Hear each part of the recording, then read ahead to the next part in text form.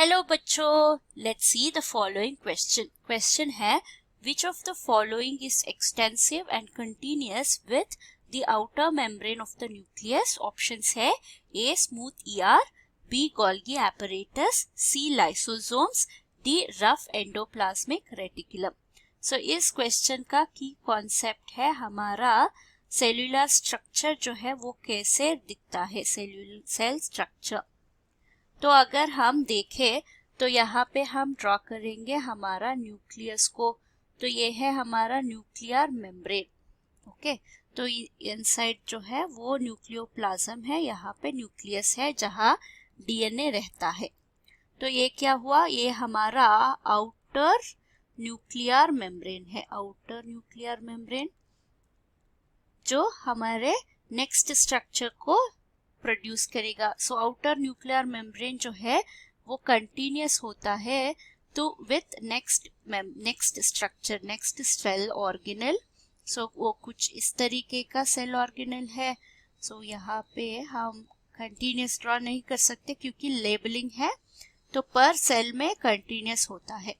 तो ये है हमारा पहला सेल ऑर्गेनल जो आउटर न्यूक्लियर मेम्ब्रेन से ओरिजिन होता है।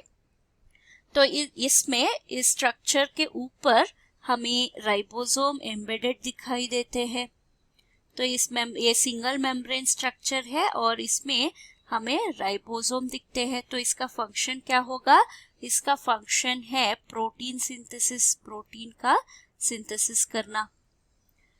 तो अगर हम आगे जाए तो आगे भी ऐसा ही कुछ स्ट्रक्चर्स दिखाई देते हैं, पर उसमें हमारे राइबोसोम नहीं दिखते, वो है ये, करेक्ट। सो ये हमारे सेल में लिपिड सिंथेसिस के काम करता है, लिपिड सिंथेसिस। और उसके बाद आता है हमारा एक और स्ट्रक्चर वो भी कुछ इस तरीके का ही स्ट्रक्चर दिखता है, वो फ्लैटेंड ट्यूब लाइक स्ट्रक्चर्स होते हैं कुछ इस तरीके का, और ये वेसिकल्स होते हैं।